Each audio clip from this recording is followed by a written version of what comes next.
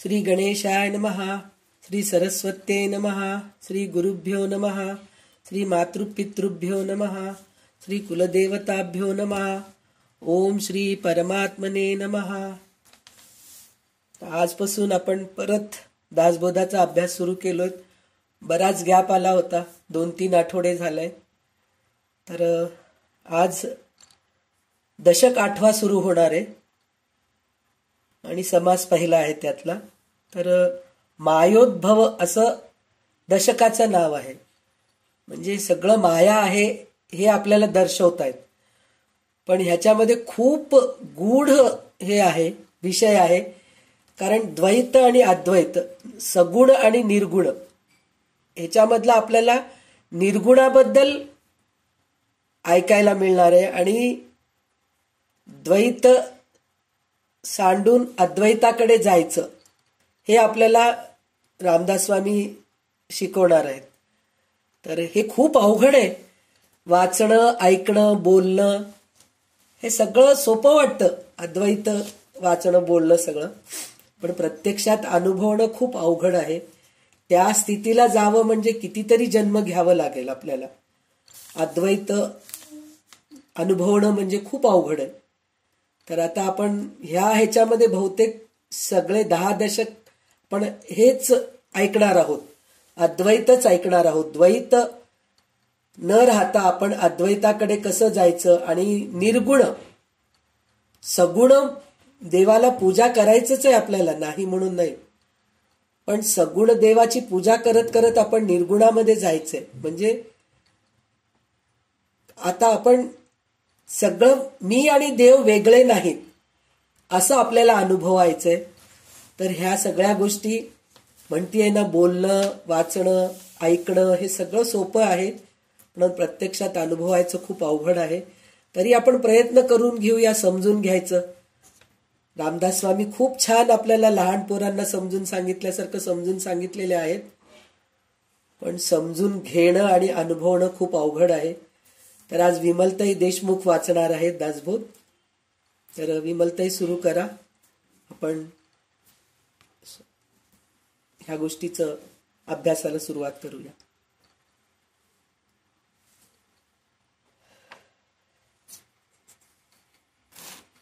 म्हणू का? प्रार्थना. श्रीराम समर्थ. गणेश शारदा दैव सद्गुरु सज्जन तथा आराध्य दैवतं गुह्यं सर्वमेरघुनंदन.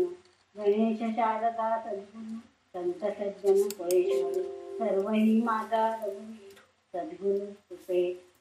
माझे आराध्य दैवत परमगुह्य गुह्यातीत गुह्यपणाची मात न चलले देते योजात मधुदंशचोकितले संबोधयन् सज्जना ग्रंथं योजयन् पुण्यजनकं विदासबोधाभिधं व्यक्तित्या पठनीय सर्वविदुषां स्वान्तापहारी सदा सोऽयं मुक्तिकरक्षिति चितो विजयते श्रीरामदासो गुरुः. मला वाचते अंतर्यावे तुझ्या दासबोधासी का बोध व्हावे. अपत्या परिपावती प्रेमदासा महाराजया सद्गुरु रामदासा.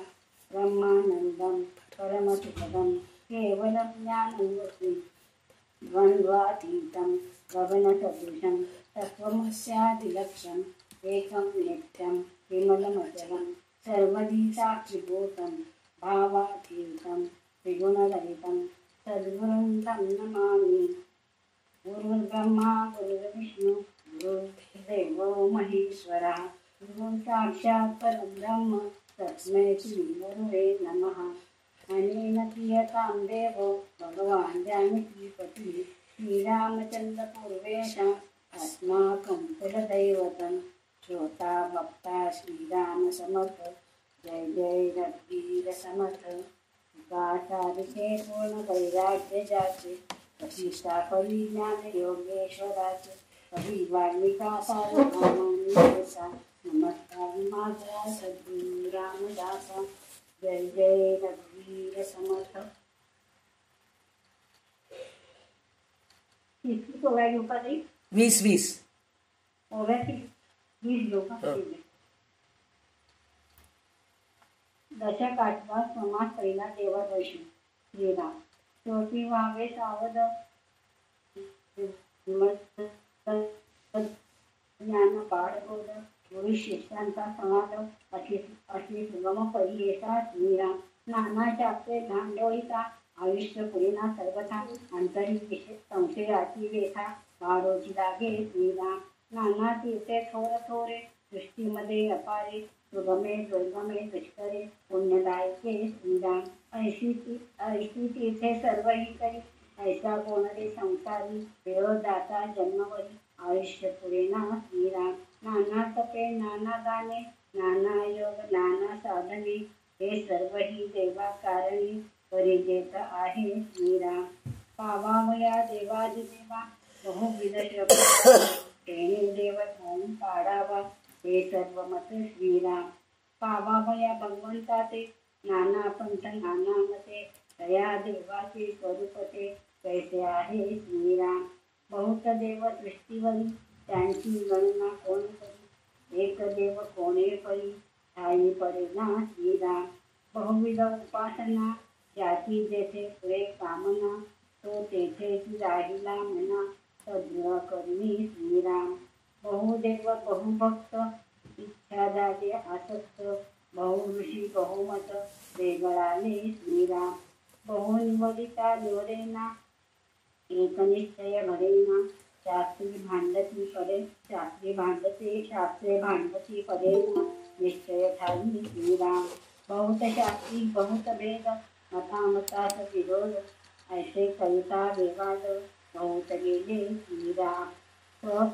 सहस्रामध्ये कोणी एक आहे देवाचा विवेक परीच्या देवाचे कौतुक ठाई न पडे श्रीराम.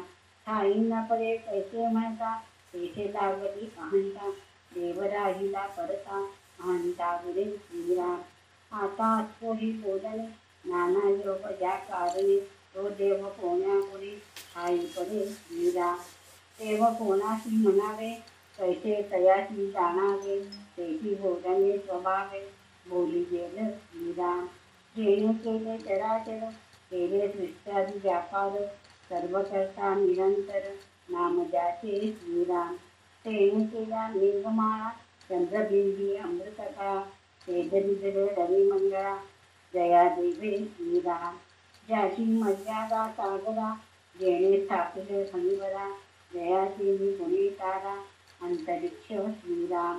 चारी आणि चारी वाणी चौऱ्याची लक्ष्मी जीवयोनी जेणे निर्विलोकती तया नाव देव श्रीराम.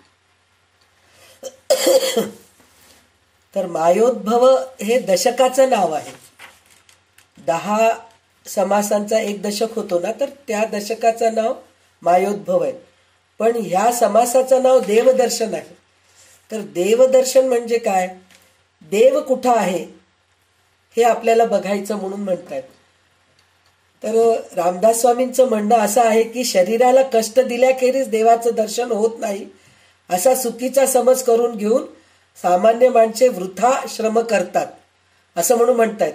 तर आपण सुद्धा म्हणतो ना, देव सहज दिसत नाही हो, खूप कष्ट करावं लागतं, त्याच्यासाठी खूप श्रम करावं लागतं असं आपण सुद्धा म्हणतो. म्हणजे आपणच सामान्य माणसं आहोत. पण रामदास स्वामींचं तसं म्हणणं नाहीये. ते म्हणतायत की श्रम करायची गरजच नाही. त्याचा अर्थ असा आहे, आपल्या मनामध्येच देव आहे, आपल्या आतच देव आहे, त्याचा आपण शोधत नाहीये. म्हणून रामदास स्वामी असं म्हणत असतील असं मला वाटतंय. तर त्यांनी कसं इथं सुरुवात कसं केली, गुरु शिष्य संवाद आहे ना. तर शिष्याने विचारतंय, शिष्य विचारतोय की देव नाही कसं म्हणतात तुम्ही, फक्त निर्गुणच म्हणून म्हणतात. तर मग हे दिसू लागलेलं दृश्य काय, दृश्यसृष्टी काय आहे? आपल्याला मूर्ती आहेत, पाषाणाची मूर्ती आहे, धातूची मूर्ती आहे, परत मातीचं आहे, परत काय म्हणतात फोटो आहेत, देवांचे फोटो आहेत. हे सगळं काही असताना तुम्ही नाही नाही कसं म्हणतात म्हणून म्हणताय. पण त्यावेळेस रामदास स्वामी म्हणतात की ह्याच्यात कशातही देव नाहीये. हे आपल्याला सगळं गेल्या ह्याच्यात बघितलो आपण. गेल्या बऱ्याच दशकामध्ये ह्या सगळ्या गोष्टी आपण बघितलो. तर आता ते काय म्हणतायत की असं म्हणतात की कितीतरी मूर्तींमध्ये आपल्याला देव दिसतो, फक्त मूर्तींमध्येच दिसत नाही. म्हणजे खरं तर प्रत्येक दृश्यसृष्टीमध्ये देव आहे. झाडांमध्ये आहे, पाणीमध्ये आहे, वाऱ्यामध्ये आहे, वस्तूमध्ये आहे. माझे सासरे तर म्हणायचे, असे भांडं पडलं ना जागी चालता चालता, भांडे आवरताना काहीतरी एखादं भांडं खाली पडलं, अगं त्याला पण जीव असतं, हळू घ्या, हळू करा, त्याला लागतं त्याला सुद्धा, असं म्हणायचे ते. आणि आपण स्वतः सुद्धा सकाळी उठल्यानंतर म्हणतो ना, समुद्रवसने देवी पर्वतस्तन मंडले विष्णुपत्नी नमस्तुभ्यं पादस्पर्श क्षमस्व मे. म्हणजे पृथ्वीला सुद्धा आपण नमस्कार करूनच उठतो आपण. म्हणजे पृथ्वीमध्ये देव आहे, सगळ्या ठिकाणी देव आहेच आपल्याला. तर त्याच्यामध्ये रामदास स्वामी काय म्हणतायत की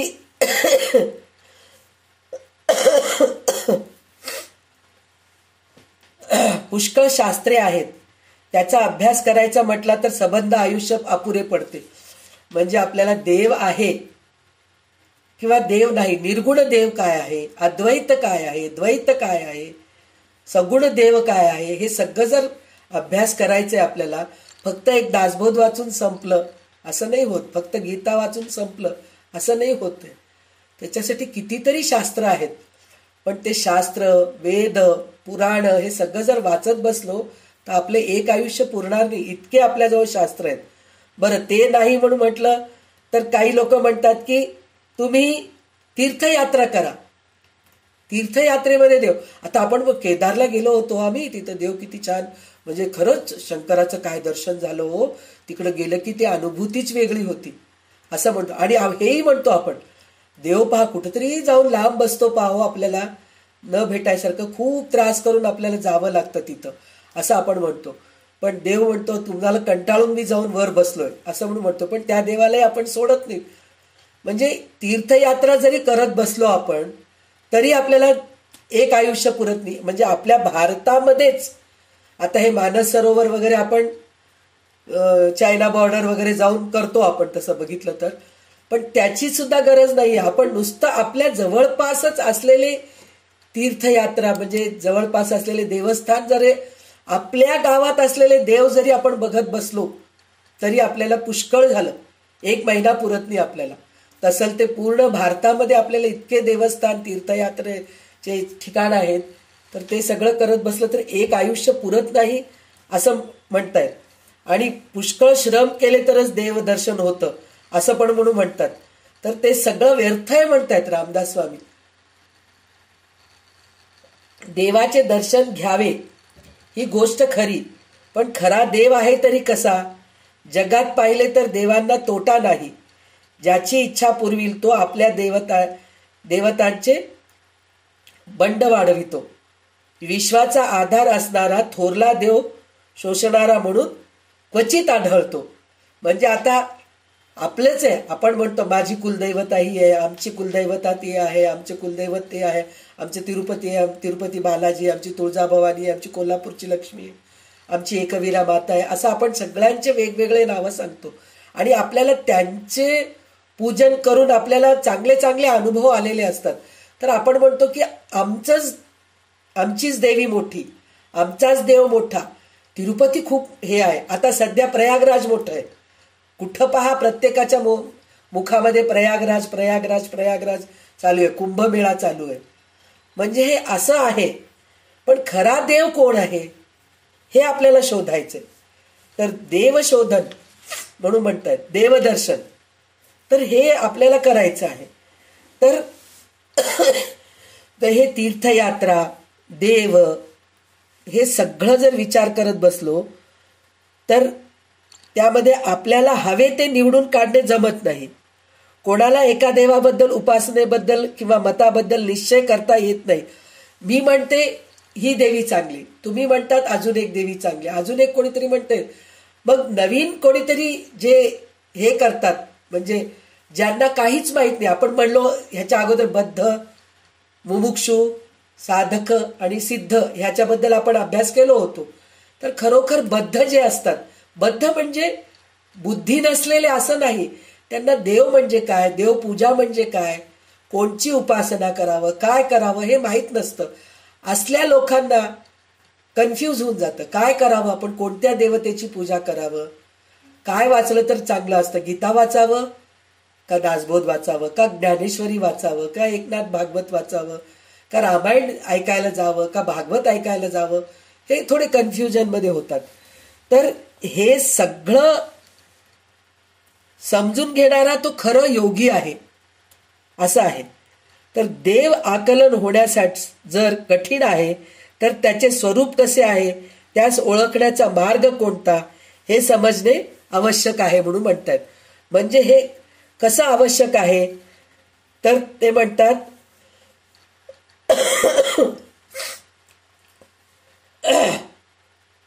ज्याच्या सत्तेने हे एवढे चराचर रचले गेले, ज्याच्या सत्तेने विश्वामधील सर्व घडामोडी घडून येतात तो खरा देव.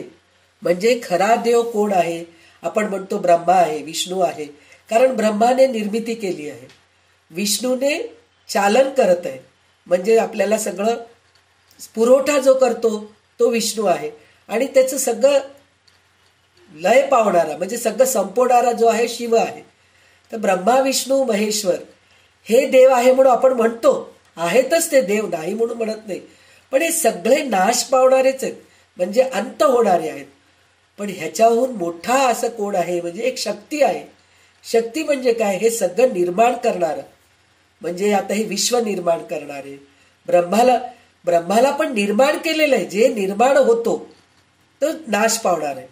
तर ब्रह्माला पण निर्माण केलेलंच आहे भगवंतानी, त्याच्या बेंबीमधून बाहेर आले, कमळ आले, त्या एका देठामधून कमळ आले आणि त्या कमळामध्ये ब्रह्म निर्माण झालेला आहे. आणि ब्रह्माकडूनच मनु, शतरूपा हे स्त्री पुरुष निर्माण झाले आणि त्यांचे काय म्हणतात वंशजच आपण सगळे आहोत. मनु म्हणजे मनुष्य, हे सगळं निर्माण झालेले आहेत. निर्माण झालेले म्हणून म्हणलं की ते संपणारच आहे. सृष्टी स्थिती लय, सृष्टी जेव्हा निर्माण झाले ते स्थित असतं, आता स्थित आहे आपण सगळे, म्हणजे प्रळय आलेलं नाही अजून, त्याची कितीतरी वर्षे होऊन गेल्यानंतर त्याचं लय पावतं. पण लय पावलं म्हणलं तर संपलं असं नाही, परत एक नवीन सृष्टी निर्माण होती. तर म्हणून ब्रह्मा विष्णू महेश यांना सुद्धा आपण देव म्हणू शकतो, पण खरे देव ते नाहीयेत असं रामदास स्वामी म्हणतात. रामदास स्वामींचं ते अनुभव आहे, पण आपण त्या अनुभवामध्ये गेलो नाहीत म्हणून आपल्याला थोडंसं असं म्हणावं की नाही असं आपल्याला वाटत असतं. असं कसं म्हणू शकतो आपण ब्रह्मा विष्णू देव नाही म्हणून? तर त्याचं कारण असं आहे, त्या गोष्टी अनुभवाव्या लागतात, तेव्हा कुठं आपल्याला ह्या गोष्टी कळतात. तर त्याच्यामध्ये त्यांनी काय सांगितलंय, तर ह्या रेखाताई फोन म्यूट करा. करते हैं चुकून झाले.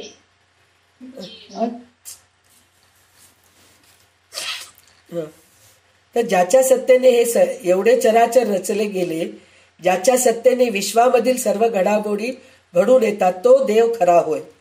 तो कायमचाच सर्व करता या नावाने ज्ञानी माणसे त्याला ओळखतात. म्हणजे ज्ञानी माणसं असं म्हणतात, बाकी सगळं खोटं आहे. जे शक्ती हे सगळं निर्माण केलेलं आहे ते खरे देव आहेत म्हणून म्हणतात. आणि त्याच्यामध्ये आता काय काय निर्माण केलेत भगवंतानी, तर आकाशातील मेघमाला, चंद्राच्या चांदण्या, परत रविमंडळाचे तेज, सागराचे मर्यादा आणि पृथ्वी, आकाश, अनंत तारका बसविल्या आहेत. म्हणजे हे पृथ्वी निर्माण केलेले, चंद्रमंडळ, सूर्यमंडळ हे सगळं भगवंतानी निर्माण केलेले आहेत. आणि ह्याच्यामध्ये जीव, आता आपल्याला जे जिवंत असलेले दिसतात, म्हणजे त्याच्यामध्ये हे झाडं सुद्धा आहेत. आपण म्हणतो ना, अरे रे ते पाणी घातलं नाही हो त्या झाडाला, झाड मरून गेलं हो, कोमेजून गेलं, असं आपण म्हणतो ना. तर म्हणजे झाडामध्ये सुद्धा जीव आहे. तर हे जीव 4 प्रकारचे आहेत.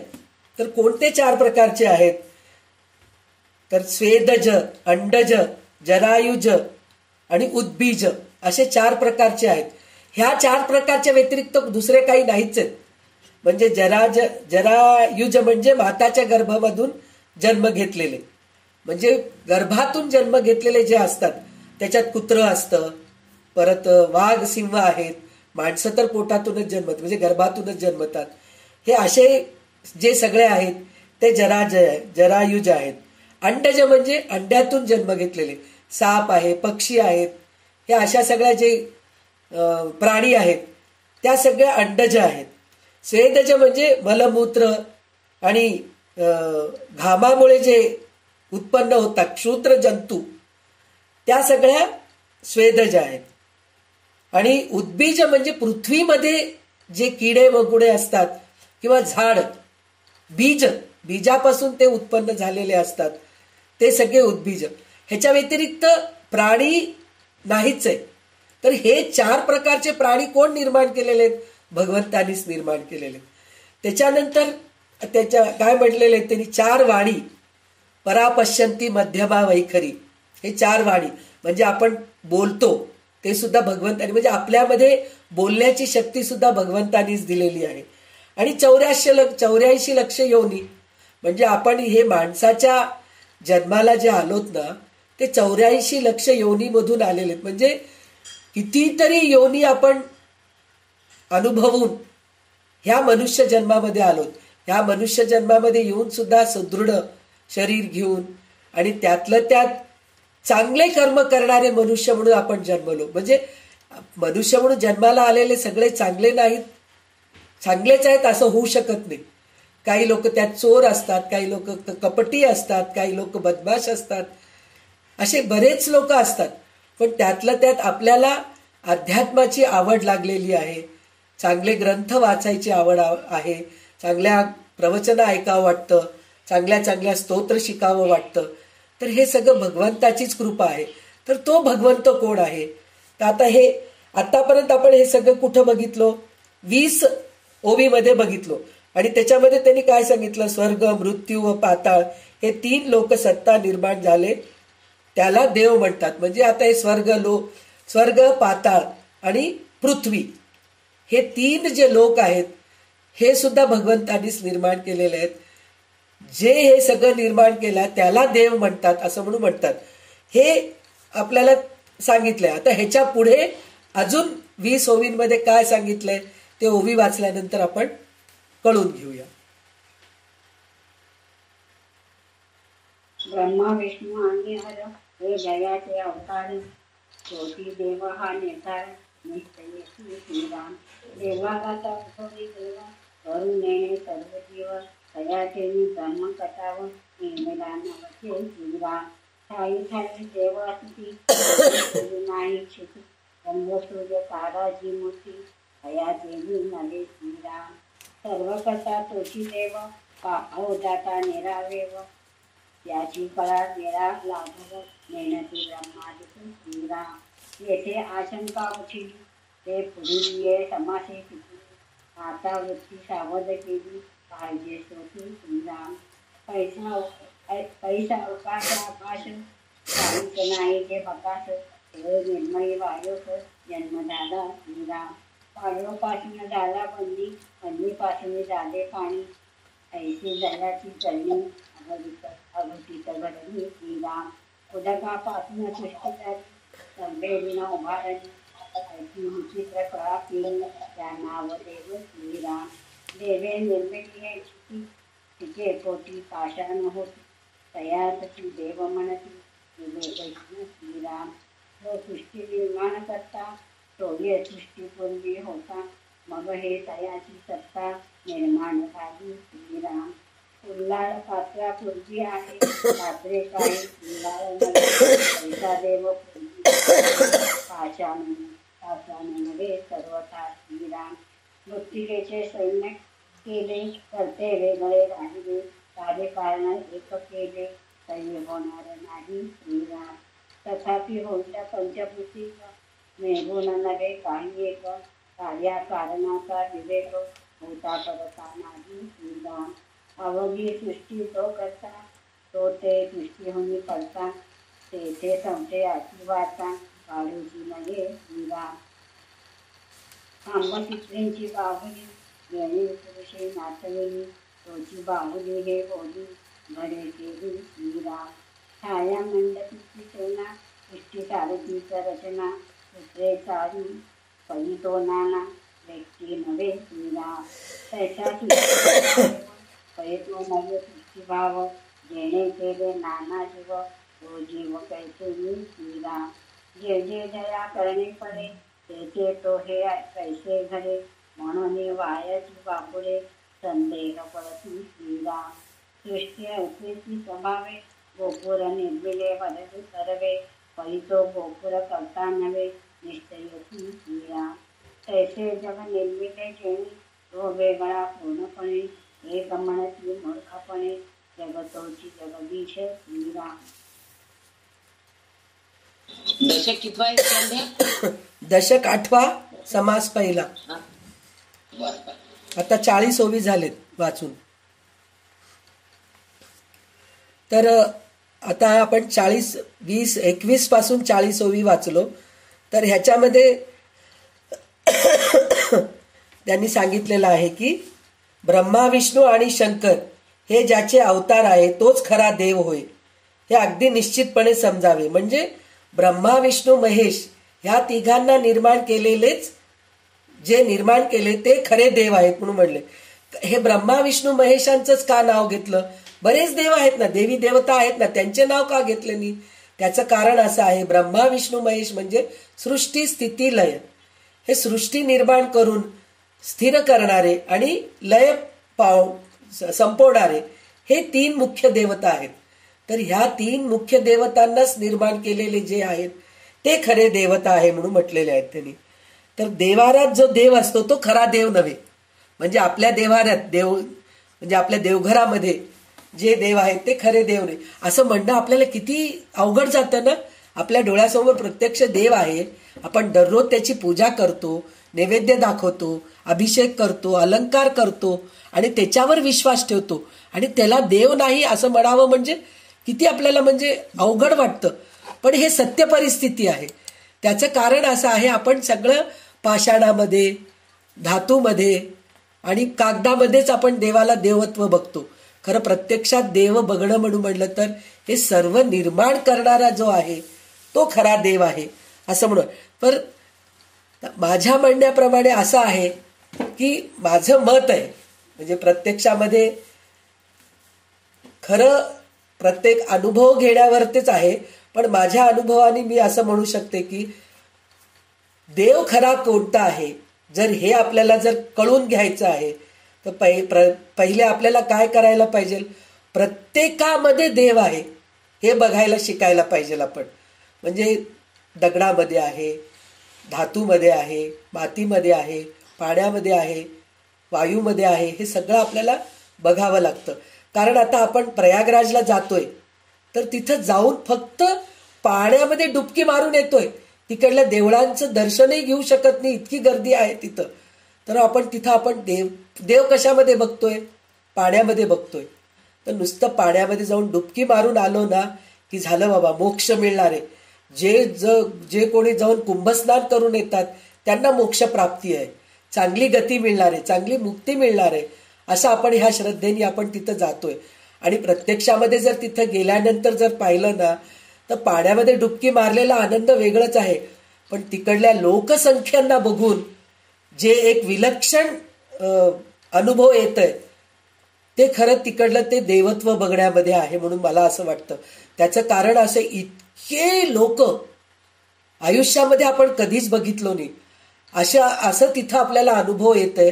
आणि कोणाचं कोणाकडे लक्ष नाहीये, प्रत्येकाचं एकच लक्ष आहे की कुंभस्नान व्हायचंय आमचं, आणि कुंभस्नान झालं की प्रत्येक जण आपापल्या घरी परत जायचंय, ह्याच गोष्टीकडे लक्ष आहे. बाकी कोण काय करतंय, कोणाचं काय चाललं आहे, कोणाचंही कोणाकडे लक्ष नाहीये. आजूबाजूला आपल्या कोण आहे, म्हणजे बाई आहे का, पुरुष आहे का, म्हातारे आहेत का, पोरं आहेत का, ह्या गोष्टीचं सुद्धा आपल्याला लक्ष नसतं असं आहे. तर हे एक प्रकारचं अनुभव आहे. अनुभव म्हणजे काय, तर इथं आपण लक्ष आपलं एक काय आहे की कुंभस्नान करायचंय आपल्याला, तर ते म्हणजे आपल्याला त्या कुंभस्नानामध्ये देव बघायचंय म्हणून आपल्याला दुसरी कुठंही लक्ष नाहीये. तर ते एक कथा आहे ना, आपल्याला याच्या अगोदर सगळ्यांनी ऐकलेलंच आहे, तर परत एकदा ही कथा मी सांगायचं हे करते. त्याचं कारण असं की एकदा एक जण पुजारी जवळ जाऊन म्हणतात की काय हो, लोक येतात देवळामध्ये आणि बसतात, गप्पे मारत बसतात, ओट्यावर बसतात, त्यांचे गॉसिप करत बसतात आणि देवाकडे काही त्यांचं लक्ष राहत नाही, काही नाही, आणि मला म्हणून देवळात यायला आवडत नाही हो, म्हणून ते पुजारीला म्हणतात. तर ते पुजारी म्हणतात तुम्हाला असं वाटतं ना, तर एक काम करा, एकदा फक्त एक वाटीमध्ये किंवा एखाद्या ग्लासमध्ये तेल घ्या आणि ते भरून घ्या, भरून घेऊन तुम्ही प्रदक्षिणा करा, देवळाची प्रदक्षिणा करा, एक थेंब खाली सांडायला नाही पाहिजे, असं तुम्ही प्रदक्षिणा करा. तर त्याच्यानंतर तुम्हाला देवळात यावं की नाही हे तुम्हाला कळेल म्हणून सांगतात ते. तर बरं म्हणून ते एक ग्लास भरून तेल घेतात आणि प्रदक्षिणा करत असतात आणि एक थेंब सुद्धा जमिनीवर सांडू देत नाहीत आणि जाऊन पुजारीला सांगतात की असं असं मी प्रदक्षिणा केले. तर त्यावेळेस ते म्हणतात तुम्ही जेव्हा प्रदक्षिणा करत होतात तेव्हा तुमच्या मनात काय चालू होतं? तर ते म्हणले काही नाही, तुम्ही सांगितलात ना की ग्लासमधलं तेल जमिनीवर एक थेंब सुद्धा सांडू नये, माझं लक्ष सगळं त्याच्याकडे होतं. मग त्यावेळेस तुमचं लक्ष तिथं आजूबाजूच्या लोकांकडे का गेलं नाही? तर ते वेळे मला प्रत्यक्षात तिथं सांडू द्यायचं नव्हतं ना, म्हणून माझं तसं होतं.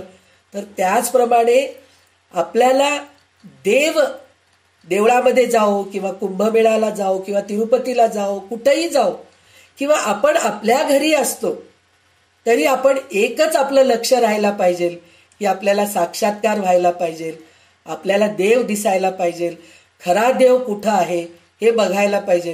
हे आपण प्रयत्न करत नाही, दुसऱ्या आजूबाजूच्या गोष्टीकडे लक्ष देत असतो, म्हणून आपल्याला खरं देव काय आहे हे आपल्याला कळत नाही आणि आपण त्याच्यासाठी कन्फ्युजन मध्ये असतो. सतत आपल्याला शंका असतं, आपण हे केलो पण आपल्याला काही यश मिळालं नाही, आपण ह्या देवाची पूजा केलो यश मिळालं नाही, आपल्याला सरस्वतीची पूजा मी रोज करते हो, पण काय की मला पुरुष सूक्त पाठच होत नाही, पुरुष सूक्त नीट म्हणायलाच येत नाही. त्याचं कारण काय? पुरुष सूक्त म्हणावं म्हणजे कॉन्सन्ट्रेशन पाहिजे ना त्याच्यामध्ये. तर अशा गोष्टी आपल्याला सगळ्या गोष्टी करायला पाहिजे, तेव्हा कुठं खरा देव काय आहे हे आपल्याला कळतं. तर त्याच्यामध्ये आता अजून एक उदाहरण त्यांनी असं सांगितलेलं आहे, ज्याच्या सत्तेने हे एवढे हे झालंय ना. तर या विश्वामध्ये सारख्या घटना घडतात. घटना घडणे हे कार्य आहे, प्रत्येक कार्याला कारण आवश्यक आहे. म्हणजे प्रत्येक कार्याला कारण आवश्यक आहे, ह्याचं हे काय म्हणून म्हटलं तर भगवंतानी जे ब्रह्मा विष्णू महेश निर्माण केलेत त्याच्यासाठी एक कारण आहे. कारण काय म्हणून म्हटलं तर सृष्टी स्थिती लय होण्यासाठी म्हणून ह्या तिघांना निर्माण केले. तर हे तिघांना निर्माण केल्यानंतर काय झालं ते, तर ज्या कार्याला कारण आवश्यक असते म्हणून ज्या द्रव्यामध्ये बदल घडून कार्य दिसू लागते त्या द्रव्यास उपादान कारण म्हणतात. म्हणजे ह्याचं एक उदाहरण त्यांनी असं दिले. आता मी ब्रह्मा विष्णू महेश म्हणले, पण इथं त्यांनी उदाहरण असं दिले, माती हे मडक्याचे पाषाणाचे, माती हे मडक्याचे, पाषाण हे मूर्तीचे, पाणी हे बर्फाचे. म्हणजे मडकं निर्माण करायचं म्हणजे माती लागतं की नाही, हे उपादान आहे. आणि पाषाण मूर्ती निर्माण करावं म्हणजे दगड पाहिजे, पाषाण पाहिजे. बर्फ तयार व्हावं म्हणजे पाणी पाहिजे. वस्त्र तयार व्हावं म्हणजे कापूस पाहिजे. म्हणून हे झाले उपादान कारण होय. नंतर काय म्हणले त्यांनी, त्या द्रव्यामध्ये बदल घडून येण्याची हालचाल होण्यास व त्या हालचालीला हे मूर्ती किंवा गोष्टी निश्चित दिशा लावण्यास जी शक्ती मार्गदर्शन करते तिला निमित्त कारण म्हणतात. म्हणजे आता हे सगळं निर्माण करण्यासाठी जे शक्ती लागतं त्याला निमित्त कारण म्हणतात. म्हणजे हे सगळं आता झाड, पृथ्वी, वारं, आकाश, सूर्यमंडळ, चंद्रमंडळ हे सगळं निर्माण करणारे कोण आहेत? तो निमित्त कारण भगवंत आहे. तर हे सगळं बनवणारा कोण आहे? मातीपासून मडकं बनवणारा कोण आहे? कुंभार आहे. आणि दगडापासून मूर्ती बनवणारा शिल्पकार आहे. आणि वस्त्र बनवणारा तो कोण आहे?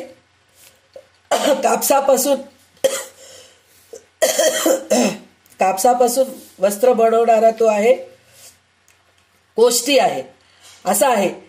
तर त्याच्याच इच्छेने प्रमाणे बनलेले आहेत. या ज्ञानीपणाच्या भूमिकेवर कार्यकारण अभिन्न असतात. पण दृश्य विश्वाकडून विचार केला तर पंचमहाभूते विश्वाचे उपादान कारण आहेत, ईश्वर विश्वाचे निमित्त कारण आहे. म्हणजे ह्याच्यामध्ये उपादान, आता हे विश्व निर्माण करण्याचं उपादान कारण काय? म्हणजे माती, पाषाण, पाणी, कापूस, हे आपण ह्याचं बघितलो. पण प्रत्यक्ष जे आपल्या भगवंतांनी निर्माण केलेले म्हणजे पंचमहाभूत आहे, आणि निमित्त कारण कोण आहे? भगवंत आहे. म्हणजे आता एक कुंभार म्हणलो आपण, कोष्टी म्हणलो, शिल्पाकार म्हणलो, हे भगवंत आहे म्हणून म्हणतात ते.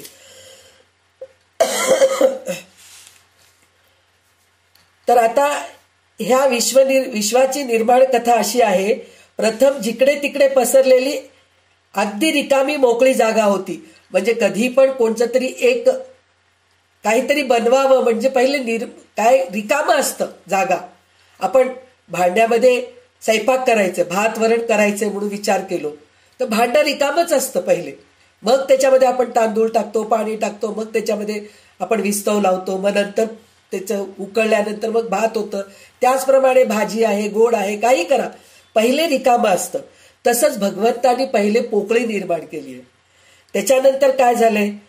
ते पोकळी म्हणजे काय? आकाश आहे. ते शून्यमय होते. त्या शुद्ध आकाशात वायूचा जन्म झाला, म्हणजे वायू निर्माण झालं. वायूपासून अग्नी निर्माण झालं, अग्नीपासून पाणी उत्पन्न झाले. ज्याच्या सत्तेने अशी विलक्षण घटना घडली तो देव होय. म्हणून म्हणतात हे सगळं निर्माण करणारा म्हणजे आकाश, वायू, अग्नी, पाणी आणि पृथ्वी, हे पंचमहाभूत निर्माण करणारा तो खरा देव आहे. हे आपल्याला पुरुष सूक्तामध्ये एक श्लोक आहेच ना, वायू असं मला तोंडपाठ नाहीये, पण त्याच्यामध्ये एक श्लोक आहेच ते. तर ते तसं आहे. आणि त्याच्यानंतर त्यांनी अजून एक गोष्ट काय सांगितलं की आता हे खेळवणारे, म्हणजे आपण म्हणतो ना आपल्याला देव खेळवतोय, वर बघून बघतोय आपल्याला, आपलं संसार म्हणजे त्याला आपण लहानपणी जसं खेळपाणी खेळतो की नाही, 4 भांडे घेतो, पोह्यामध्ये पाणी टाकतो, भात केलं म्हणून म्हणतो, चिंचेचं पाणी करतो, सांबार केलं म्हणून म्हणतो, किंवा असं काहीतरी कच्चे लिंबोणी घेतो, पकलेले लिंबोणी घेतो, कैरी आहे, कच्चं कैरी आहे, पकलेला आंबा आहे, असा सगळं काही आपण तराजू असं काहीतरी खेळत असतो. तर हे आपण जे लहानपणी खेळलेलं असतो, हे आता आपण जे सगळे विश्वामध्ये जे प्राणी जे चालत आहेत, स्थिती म्हणजे चलन होत आहे, ते सगळं भगवंताचं खेळच आहे. कळसूत्री म्हणतो, म्हणजे ते पुतळ्याला खेळवतात ना, ते तशा प्रकारचं म्हणून म्हणतात. तर ते त्याच्यामध्ये त्यांनी ते उदाहरण असं सांगितलंय की जो माणूस कळसूत्री भावल्या नाचवतो तोच भावली बनतो असे म्हणणे देखील चूक आहे. म्हणजे भगवंत आपल्याला नाचवत आहे, तो भावली बनू शकत नाही. म्हणजे तो जो दगडाचं मूर्ती बनवलाय, जो मातीचं मूर्ती बनवलंय, जे कागद बनवलं आहे, हे खरं देव नाहीये. त्याचं उदाहरण कसं आहे? जो भावली नाचवतो तो भावली होऊ शकतो का? नाही होऊ शकत. पण तो भावली दाखवून सगळ्या आपल्याला त्याच्यामध्ये कितीतरी प्रकारचे आपल्याला गोष्टी दाखवतात. ते भावल्या नाचवून कळसूत्री असं असं असं डोळ हे करून, कठपुतली म्हणतो ना आपण, मराठीमध्ये कळसूत्री म्हणतात, हिंदीमध्ये आता आपल्याला बऱ्याच लोकांना हिंदीच माहीत असतं. कठपुतळीचं खेळ म्हणून म्हणतो ना आपण, बोटावर नाचवून असं खेळवतात. तर ते कठपुतळीचं खेळ खेळवलं, भगवंतानी खेळवला, म्हणून भगवंत भावली तर होत नाही ना. मग आपण त्याला देव कसं म्हणायचं? असं म्हणून रामदास स्वामी इथं आपल्याला सांगत आहेत. त्याचप्रमाणे हे विश्व निर्माण करणारा देव एकच आहे. विश्वातील पदार्थाहून तो निराळा आहे. ज्या देवाने अनेक जीव निर्माण केले तो स्वतः जीव कसा असू शकेल? म्हणजे आपण कुंभारांनी मडके निर्माण केले म्हणून कुंभार मडका झाला का? नाही झाला. शिल्पकार पाषाणाची मूर्ती निर्माण केलं म्हणून शिल्पकार मूर्ती झाला का? नाही होऊ शकत.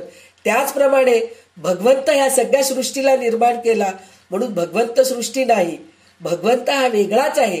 पण त्याचा अनुभव घेणं खूप अवघड आहे. आणि मी सांगते आहे हे सोपं, म्हणजे असं सांगते आहे देव हे नाही ते नाही म्हणून सांगते आहे, पण प्रत्यक्ष अनुभव घेणं हेच खरं आहे. तर जे जे कर्म माणसाला करावे लागते ते ते कर्म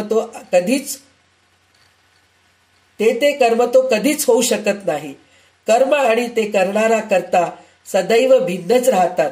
हे ज्याच्या ध्यानात येत नाही ते बिचारे अज्ञ लोक विनाकारण संशयात पडतात.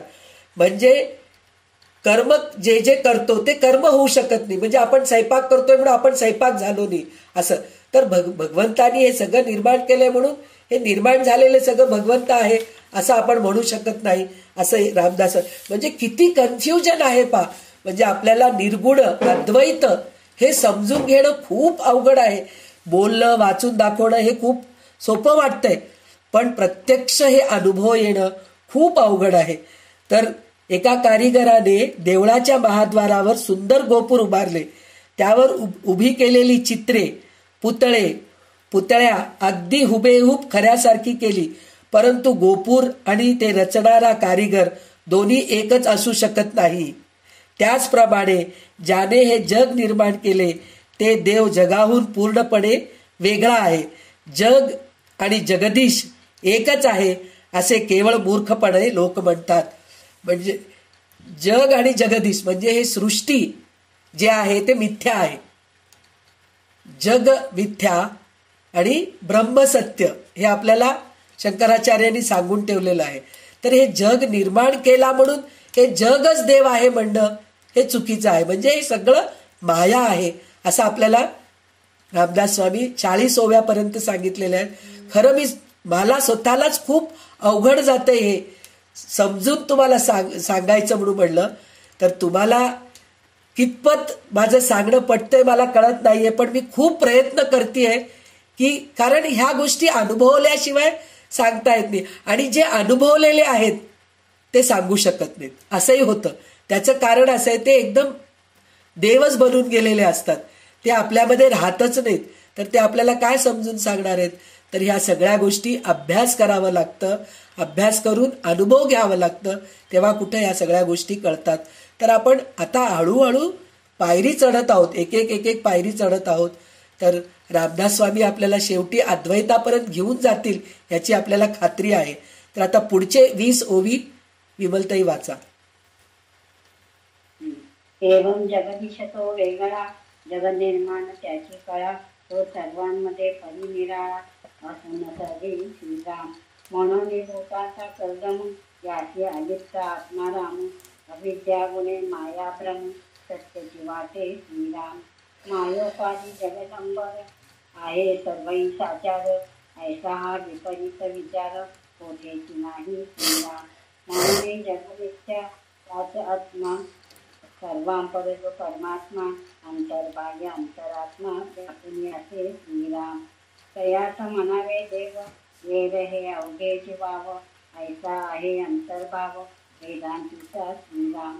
पदार्थ वस्तू हे तो अनुभवास येत, या कारणे भगवंत पदार्था वेगळा श्रीराम. देव विमळ आणि अचळ, शास्त्रे बोलती सकळ, तया निश्चळास चंचळ, म्हणून मी सर्वथा श्रीराम. देवा आला देव गेला, देव उपतला देव मेला, ऐसे बोलता दुरिताला, काय उडील श्रीराम. जन्म मरणाची वार्ता, देवास लागेना सर्वथा, देव अमर ज्याची सत्ता, त्याची मृत्यू कैसोनी श्रीराम. उपजणे आणि मरणे, येणे जाणे दुःख भोगणे, हे त्या देवांचे करणे, तो कारण वेगळा श्रीराम. अंतःकरण पंचप्राण, बहुतत्वी पिंड ज्ञान, त्या सर्वाचा म्हणून श्रीराम. येव कल्पने रहित, तया नाव भगवंत, देवपणाची मात तेथे नाही श्रीराम. तव शिष्य अक्षिले, तरी कैसे ब्रह्मांड केले, करतेपणे कारण पडिले, कार्यामध्ये श्रीराम. द्रष्टेपणे द्रष्टादृशी, दैसा पडे अनायासी, करतेपणे निर्गुणाची गुणतैसे श्रीराम. ब्रह्मांड करता कवन तैसी त्याची ओळखण. देव सगुण किं निर्गुण मद निरोपावा श्रीराम. एकमन त्या ब्रह्माचे इच्छा मात्रे सृष्टी करते त्यापते कोण आहे श्रीराम. आता तो हे बहुकोटी सकळ माया कोटी न दादी. ते हे आता निरोपी पाहिजे स्वामी श्रीराम. ऐसे ऐकून वचन भक्ता म्हणे सावधान. पुढे दे समासे निरूपण सांगितले श्रीराम. ब्रह्मी माया कौतिकाची पुढे असे निरोपी. श्रोते वृत्ती सावध केली पाहिजे आता श्रीराम. पुढे हेची निरूपण विशद केले श्रवण. जेणे होय समाधान साधकांचे श्रीराम. श्रुती श्री दासबोधे गुरु शिष्य संवादे. देव दर्शन नाम समास पहिला संपन्न श्रीराम. तर आता मी तुम्हाला ते जे उदाहरण सांगितले होते ना की ग्लासमध्ये तेल घेऊन हे करायचं म्हणून, तर त्याचप्रमाणे आपण आता ह्याला जातो, तीर्थयात्रेला जातो, तर एकच लक्ष असतं आपल्याला. कुठं आपण बद्री केदारला गेलो तर एवढं मोठं 14 किलोमीटर आपल्याला चालत जायचंय किंवा डोलीत जायचंय. कुठं आपण दरीत पडतो की काय, कुठं घसरून पडतो की काय, दरी किती मोठी आहे, हे लक्ष न देता आपण फक्त वर जायचंय हेच आपल्याला डोक्यामध्ये असतं. मानस सरोवरला जायचंय तेव्हा असेच विचार येतात. अमरनाथला जातो तेव्हा हे तर खूप अवघड यात्रा आहेत. पण आता हे प्रयाग आहे म्हणून म्हणतोय, तर प्रत्येकाचं एकच म्हणणे, काही नाही हो, कुठं काशीला नाही गेलं तरी चालेल, गयाला नाही गेलं, अयोध्याचं दर्शन नाही झालं तरी चालेल, फक्त आम्हाला एक डुबकी मारून आलं तर पुरे. हो, 300 किलोमीटर ट्रॅफिक जाम आहे. त्या 300 किलोमीटर ट्रॅफिक जाम मधून सुद्धा आम्हाला जाऊन डुबकी मारून यायचं, हेच आपल्या डोक्यामध्ये विचार असतं. पण हे सगळं झाल्यानंतर पुन्हा आपल्याला काय वाटतं माहितीये का, तर काय घरी बसल्या बसल्या एक आता जसं काय म्हणतात प्रयागाचं अष्टक आपल्याला रेखाताई पाठवलेले होते, ते अष्टक म्हणून किंवा मानस स्नान. मी कुंभमेळ्यामध्ये गेले म्हणून बाथरूम मध्येच बसून गंगेचं आपण डोळ्यासमोर दृश्य आणून घेऊन, त्रिवेणी संगमाचं दृश्य आपल्या नजरेसमोर आणून, ते जे बकेटामध्ये पाणी आहे ते आपल्या डोक्यावर घालून घेऊन, हे त्रिवेणी संगमचं पाणी आहे, हेच कुंभमेळ्याचं पाणी आहे असं म्हणून स्नान केलं तर खूप छान झालं असतं ना. उगीच त्या दगदगीमध्ये जाऊन आलो. तिरुपतीला पण जातो आपण, तिरुपतीला जाऊन आल्यानंतर सुद्धा आपल्याला असं वाटतं काय त्या धक्काबुक्कीमध्ये जातो, एक क्षण सुद्धा आपण परमेश्वराला पूर्ण बघू शकत नाही. त्याच्यापेक्षा आपल्या घरी आपण डोळे झाकून छान व्यंकटेशाचं जर ध्यान करू लागलो, प्रत्यक्ष मूर्ती आपल्या डोळ्यासमोर येऊ शकतं ना.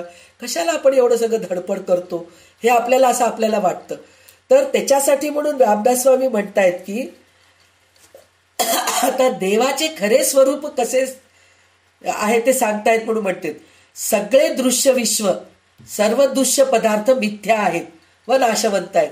म्हणजे सगळं नाशवंत आहेत पण आपण त्याच्यामध्येच अडकलेले आहोत. केदारला गेलं तरच आपल्याला एक वेगळं समाधान आहे, अमरनाथला गेलं तरच एक वेगळं समाधान आहे, कुंभमेळ्याला गेलं तरच एक वेगळं समाधान आहे, तिरुपतीला गेलं तरच एक वेगळं समाधान आहे. हे आपलं विचित्र विचार आहेत असं म्हणून म्हणतायत ते. तर सगळं नाशवंतच आहे, त्यास पायाभूत असणारे अमृत तत्व म्हणजेच देव आहे. म्हणजे हे सगळं निर्माण करणारा कोण आहे, तो खरा देव आहे. सगळे दृश्य पदार्थ नाश पावले तरी तो जसाच्या तसा टिकून राहतो, तो खरा देव आहे. म्हणजे हे सगळं जाणार आहे, सगळं काही जाणार आहे, पण शेवटी टिकून राहणारा कोणचं, एक शक्ती आहे. ते शक्ती खरं देव आहे म्हणून म्हणतात. म्हणून विश्वामध्ये आढळणाऱ्या पंचमहाभूतांच्या मिश्रणाहून आत्माराम अगदी अलिप्त असतो. अविद्येचा परिणाम झाल्यामुळे मायेने निर्माण केलेला विश्वभ्रम संपूर्ण खरा वाटतो. म्हणजे तो खरा आहे, निर्माण करणारा खरा आहे, पण आपल्याला सगुण डोळ्यासमोर दिसल्यानंतर खोटं कसं म्हणावं, ह्याच्यामध्ये आपण भ्रमामध्ये जाऊन या सगळ्या गोष्टीला आपण खरं मानतो आणि ह्याच्यामध्येच अडकून राहतो. तर नंतर ते काय म्हणतायत, देव आला, देव गेला, देव जन्मला, देव मेला असे बोलल्याने पापच साठवल्यासारखे होते. आपण म्हणतो ना, आज रामनवमी आहे हो, हनुमान जयंती आहे, कृष्णाष्टमी आहे, कृष्ण जन्मलेला दिवस आहे. म्हणजे जन्मलेला आहे म्हणून म्हणजे जाणारच आहे. पण हे जन्मलेले जे आहेत ते देव नाहीयेत असं म्हणतात. पण आपण त्यांना देव का म्हणतो? कृष्णाला देव का म्हणतो? रामाला देव का म्हणतो? तर कृष्णाला देव म्हणायचं म्हणजे त्याच्यामध्ये सगळ्या प्रकारचे रस भरलेले आहेत. नवरस म्हणतो ना, रौद्र रूप, क्रोध, हे सगळं जे आहेत ना ते त्याच्यामध्ये. म्हणजे कुठल्या वेळेस काय करायला पाहिजे ते कृष्णाला माहित आहे. म्हणजे द्रौपदीला साडी पुरवणारा, गोकुळामध्ये गोपिकांना आनंद देणारा, गोपालांना लोणी खाऊ घालणारा, यशोदेला आनंद देणारा, रुक्मिणीला आनंद देणारा, कंसाला मारणारा, सगळ्या राक्षसांना मारणारा. म्हणजे ज्यावेळेस जे करावं ते त्याला माहित आहे. राम म्हणजे मर्यादा पुरुषोत्तम. म्हणजे एक पुरुष कसं राहावं हे त्याच्याकडून आपल्याला शिकायला मिळतं. शिव म्हणजे काय आहे हे आपल्याला, म्हणजे त्याच्यासाठी आपण त्यांना देव, म्हणजे त्यांच्यामधल्या शक्तींना, त्यांच्यामधल्या गुणांना आपण देव म्हणायला पाहिजे. प्रत्यक्ष मूर्ती किंवा प्रत्यक्ष माणूस तो देव नसतो. आता आपण म्हणतो ना, त्याला फक्त एक दारू प्यायची सवय आहे हो, बाकी सोडलं ना त्याच्यासारखा देव माणूस कोणी नाही पा, हे असं आपण म्हणतो की नाही. दारू पिण्याची त्याला सवय आहे, किंवा तोंड चांगलं नाही हो त्याचं, बोलता चांगलं येत नाही त्याला, बाकी तो देव माणूस आहे पा. म्हणजे देव म्हणजे काय आहे? देव म्हणजे शक्ती, चांगली शक्ती. कुठल्या वेळेस कोणचं उपयोग करावं हे त्याला माहीत असतं. त्या शक्तीलाच आपण देव म्हणायला पाहिजे. पण आपण तसं न म्हणता ह्या मूर्तींना, पाषाणांना, सगळ्यांना आपण देव म्हणत असतो. तर रामदास स्वामी स्पष्टपणे इथं सांगितलेले आहेत. तर काय म्हणतायत? देव आला, देव गेला, देव जन्माला आला, असं निश्चल शाश्वत देवाला कधीही अशाश्वत चंचल म्हणू नये म्हणून म्हणतायत ते.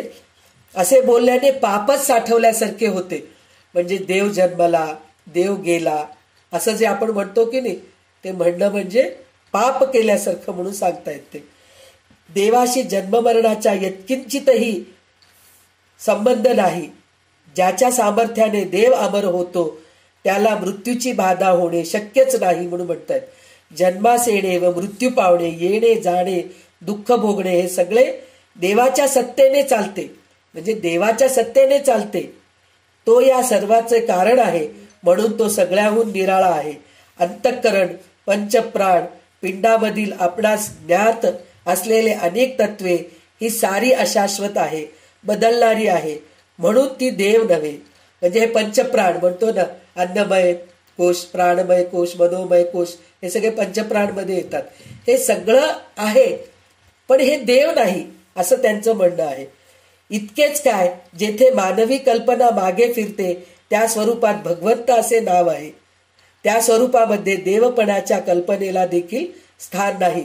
म्हणजे हे सगळं वर्णन करून देव असा आहे, देव तसा आहे. आता आपण म्हणतो ना, आता एक व्हिडिओ व्हायरल झालेलं आहे स्वामीजींचं, सत्यात्म तीर्थांचं. मूर्ती दाखवतायत, ते रामाची मूर्ती दाखवतायत आणि त्यांच्या चेहऱ्यावर ते आनंद दे, आणि खरोखर त्या व्हिडिओमध्येच आपल्याला दिसतंय की मूर्ती हसलेली दिसतीये. इतकं सुंदर मूर्ती आपल्याला दिसत आहे. पण रामदास स्वामी काय म्हणतात, तेवढं सगळं आपण बघितल्यानंतर पुन्हा म्हणतो आपण ते सगळं करतो तो, पण त्याचं वर्णन करता येत नाहीये मला. म्हणजे ते आनंद जे आहे ते देव आहे, वर्णनच करता येत नाही आपल्याला. तिथं आपण मागे फिरतो, म्हणजे आपल्याला शब्द पुरत नाही. असं तिथं जेव्हा होतं ते खरं देव पण आहे असं ते म्हणतायत. मग त्यावेळेस आता शिष्य गुरूंना विचारतात, ते पुढच्या ह्याच्यामध्ये आपल्याला हे करणार आहेत, पुढच्या समासामध्ये रामदास स्वामी सांगणार आहेत. तर शिष्याचं प्रश्न किती आहेत पहा. जसं अर्जुनाला प्रश्न पडलं होतं की माझ्या नातेवाईकांनाच मी मारून राज्य कशाला मी घेऊ, मी जिंकण्यात काय अर्थ आहे, जे मला पाहिजेत, ज्यांच्यासोबत मला राहायचंय तेच नसलं तर मला राज्य घेऊन काय करायचंय, असं जेव्हा अर्जुनाला वाटलं होतं, त्याचप्रमाणे इथं शिष्याला पण वाटतंय की या विश्वाचा कर्ता कोण आहे, त्याला ओळखावे कसे, देव सगुण की निर्गुण हे मला समजून सांगा म्हणून म्हणतायत.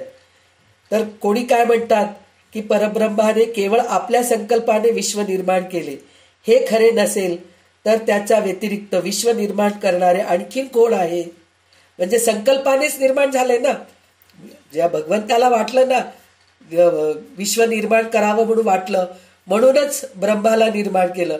आणि ब्रह्माला काय वाटलं, जसं म्हणतात ना स्त्रियांना वेशभूषा केल्यानंतर अलंकार केल्यानंतर आपलंच रूप आपण नीट बघावं म्हणून 4 आरशेमध्ये ठेवून बघतात. असं करून असं करून असं करून सगळं बघत असतात, म्हणजे मागून पुढून बघत असतात. त्याचप्रमाणे ब्रह्माला पण वाटलं म्हणे आपण असं विश्व निर्माण करून बघावं म्हणून वाटलं म्हणे, म्हणून त्यांनी हे निर्माण केलेलं आहे. तर हे संकल्पानेच निर्माण झालेलं आहे. तर हे खरे नसेल, म्हणजे हे जर खरं नसेल तर खरा देव कोण आहे म्हणून विचारतायत. तर म्हणून काय म्हणतायत, तर आता हे बोलले पुरे. ही सगळी माया कोठून आली, कशी निर्माण झाली, याचा स्वामी आपण खुलासा करावं.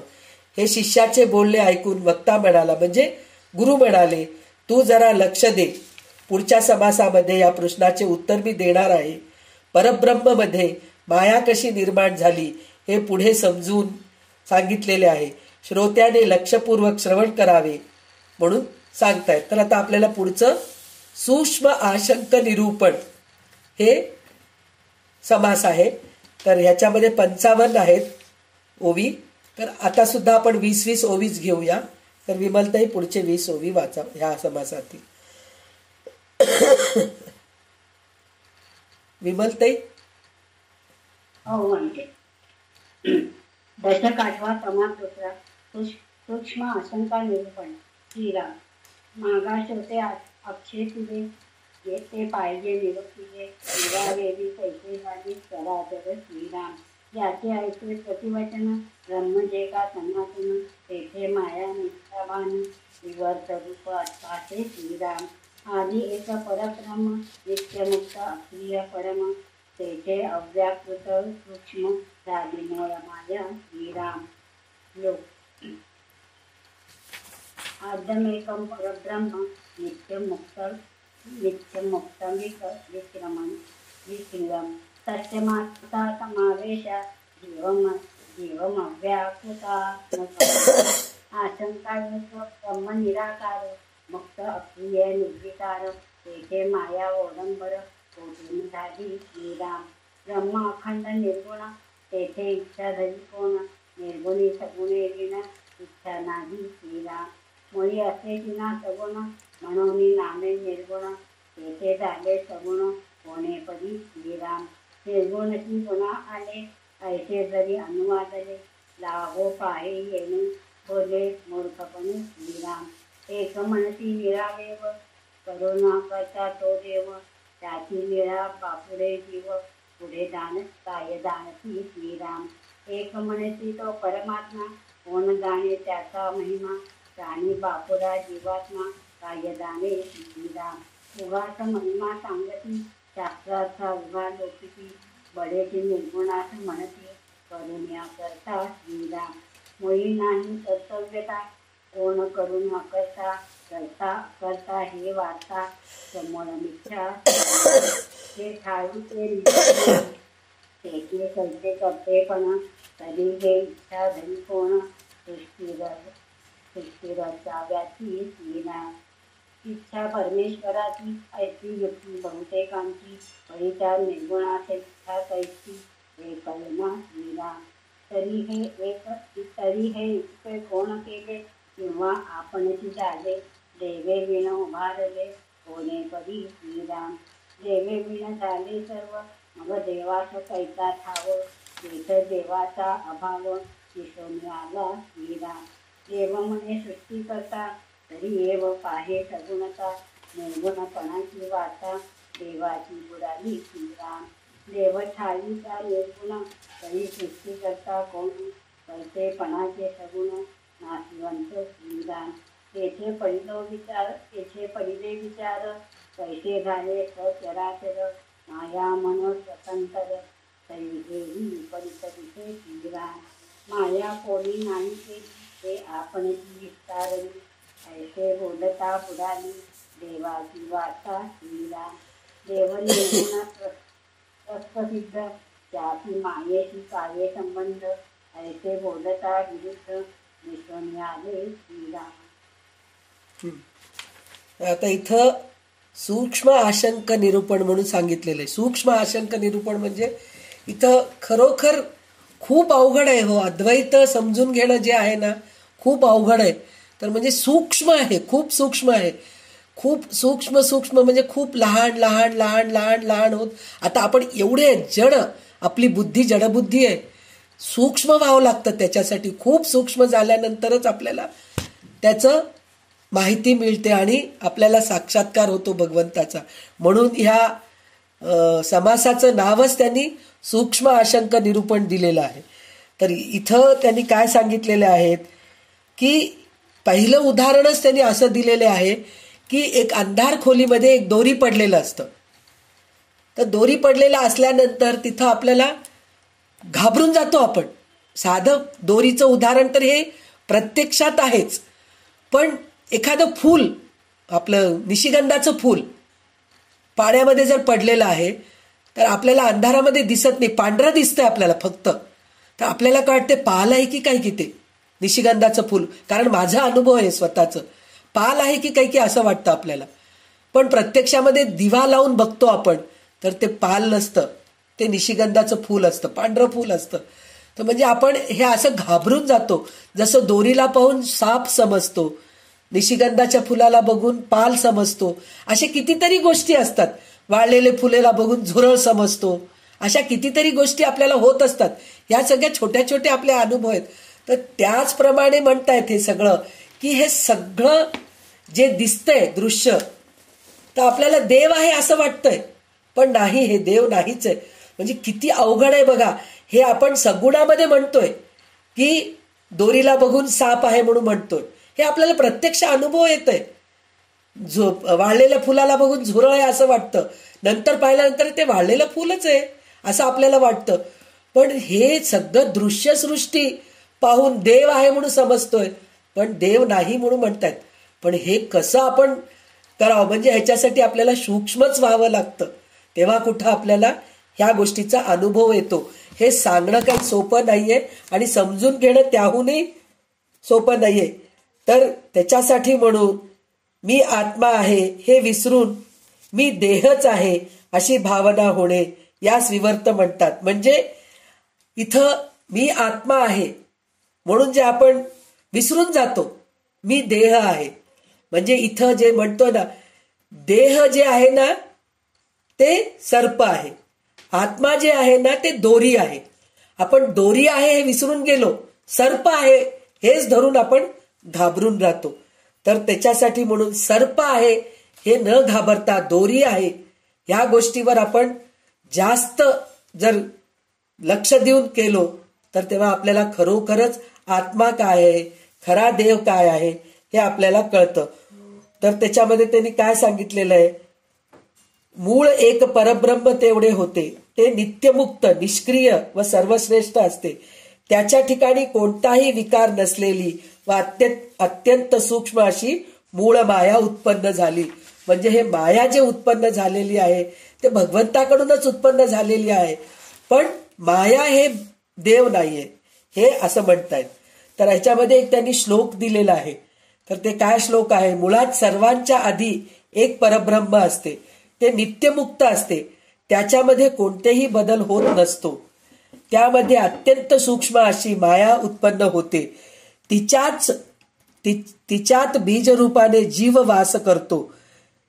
यावर श्रोता शंका काढतो की परब्रह्म जर निराकार व निर्विकार आहे तर त्याच्या ठिकाणी मायेचा खोटेपणा कसा, खटाटोप कसा निर्माण झाला म्हणून विचारतायत. म्हणजे हे जेव्हा ब्रह्मसत्य आहे तर मग हे जगन मिथ्या कशाला झालंय हे ते विचारतायत. तर तेव्हा म्हणतायत की कोणी म्हणतात की देव खरा निराकारच आहे, पण तो सर्व करून अकर्ता आहे, ही त्याची लीला विलक्षण आहे, ती बिचाऱ्या अज्ञानी जीवांना कळणारी नाहीये म्हणून म्हणलं. तर आता ह्याच्यामध्ये एक उदाहरण असं आपल्याला मिळतं की रामकृष्ण परमहंस आहेत, तर त्यांचे शिष्य विवेकानंद आहेत. तर रामकृष्ण परमहंसांच्या मनामध्ये बऱ्याच गोष्टी करायची इच्छा होती. तर त्यांचं नुसतं इच्छा होती, करणं त्यांना नाही करायचंय. तर त्याच्यासाठी त्यांनी इतकं सुंदर विवेकानंदांना त्यांनी हे केले, निर्माण केले शिष्याला.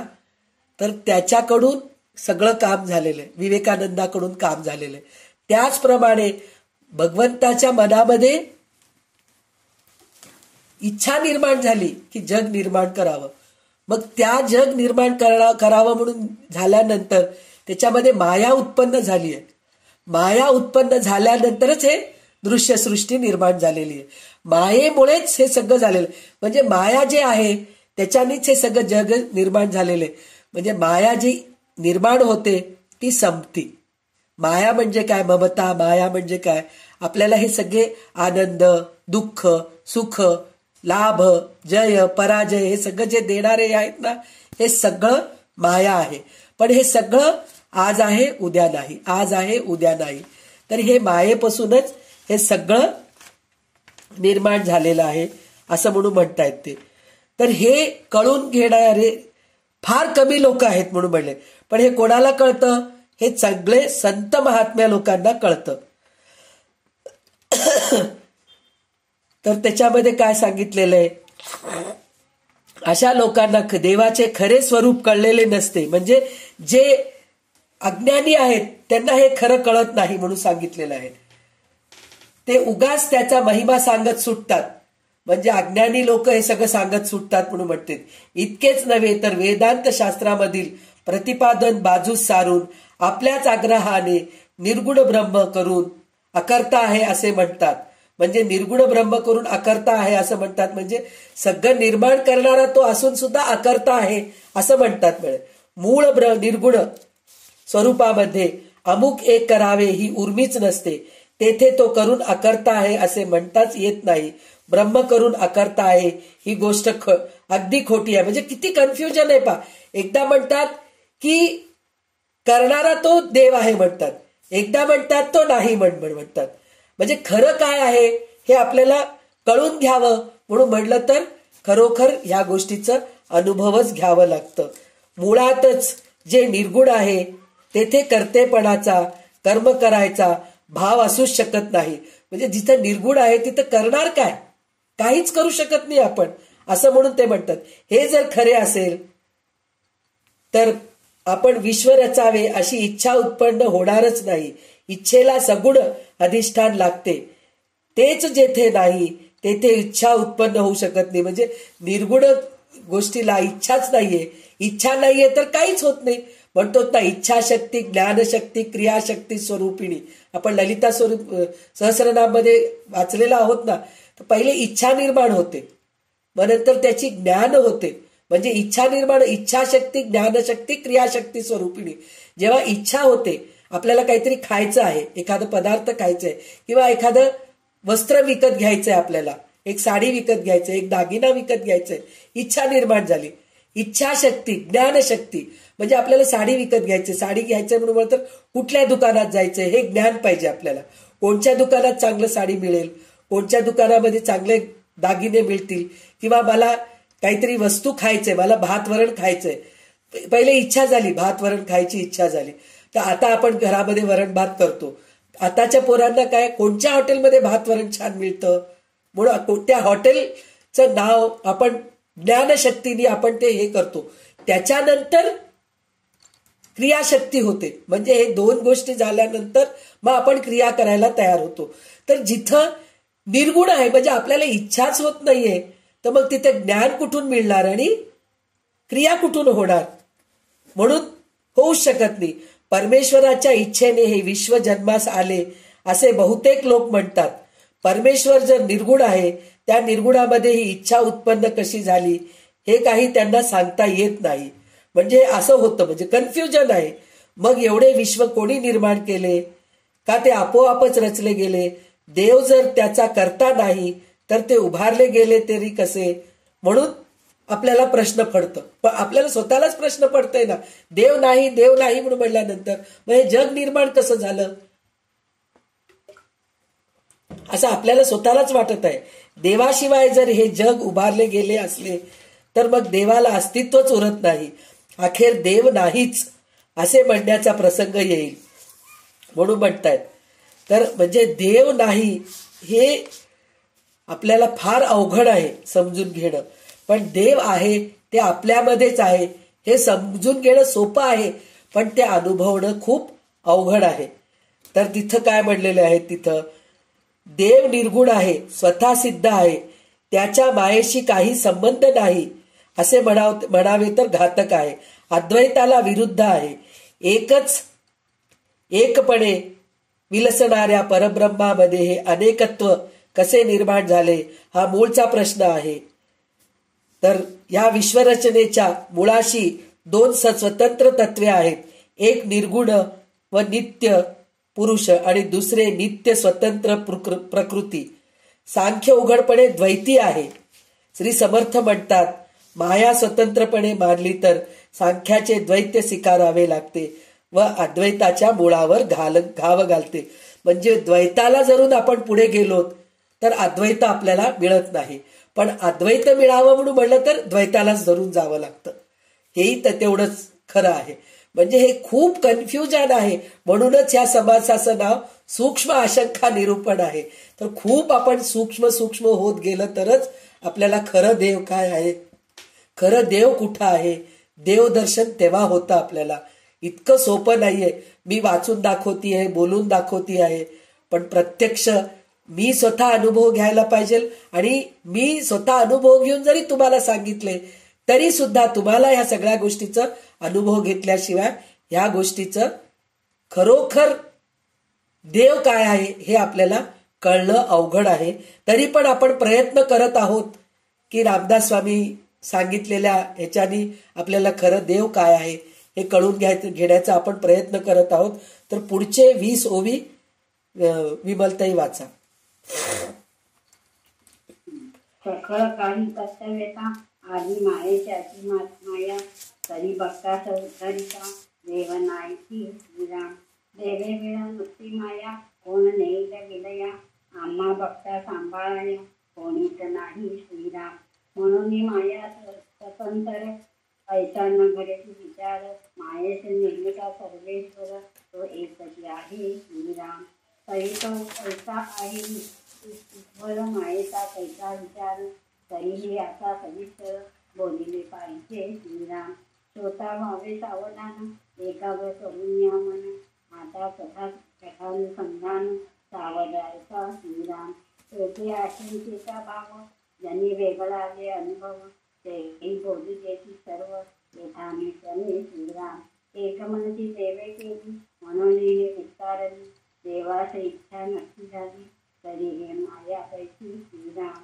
एकमनची देव निर्गुण तेथे इच्छा करी कोण माया मिथ्या हे आपण दाबीच नाही श्रीराम एकमनची प्रत्यक्ष दिसे तयेची नाही म्हणता पैसे माया हे अनादी असे शक्ती ईश्वराची श्रीराम एकमनची प्राचीचे तरी हे ज्ञान कैसे मिळते ताच्या सावशीच दिसे तरी हे मिथ्या श्रीराम एकमनची मिथ्या स्वभावे तरी साधन वासया करावे भक्ती साधन बोलिले देवे माया त्यागा कारणे श्रीराम एकमनची मिथ्या दिसते भय अज्ञान संन्यपाते साधन औषधही देई देते परिदेव मिथ्या श्रीराम अनंत साधने बोलिली नाना मते बांबावली तरी माया नववे त्यागिली मिथ्या कैसी म्हणाली श्रीराम मिथ्या बोले योगवाणी मिथ्या वेदशास्त्री पुराणी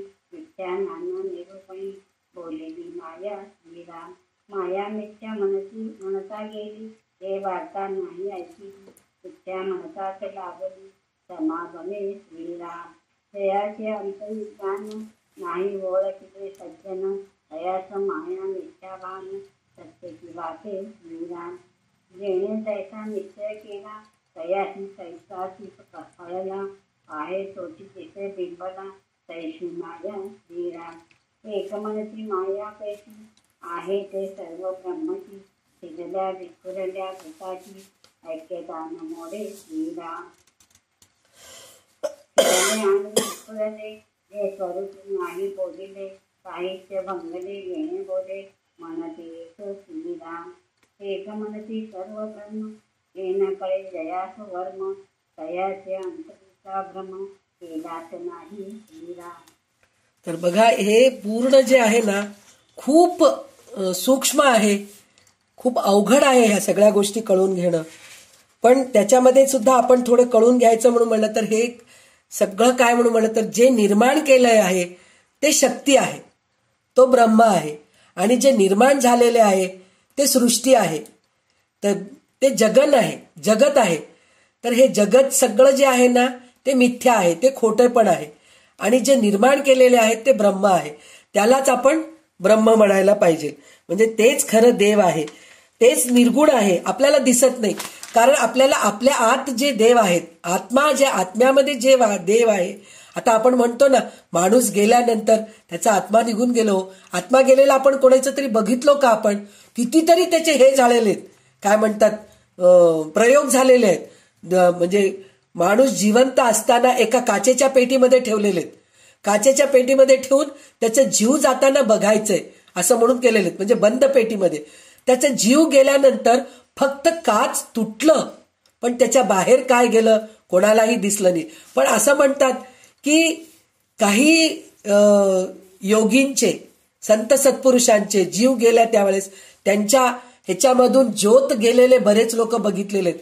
हे अनुभव अरुणाचलमध्ये रमण महर्षीच्या ह्याच्यामध्ये ऐकलेलं आहे, चरित्रामध्ये ऐकलेलं आहे.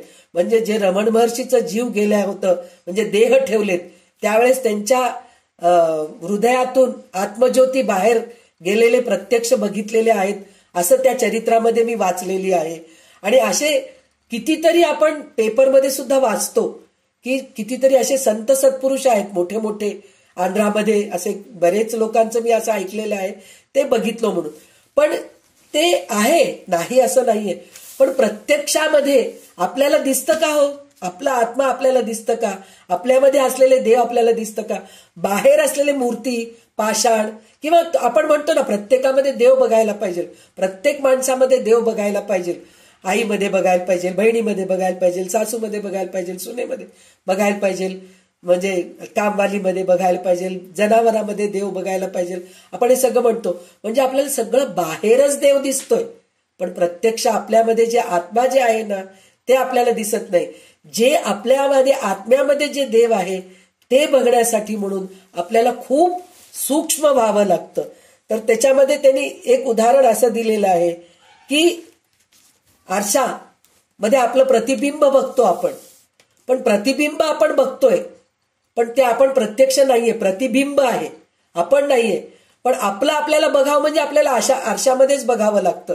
तर त्याचप्रमाणे देवाला बघावं म्हणजे आपण जगालाच बघावं लागतं, विश्वसृष्टीलाच बघावं लागतं.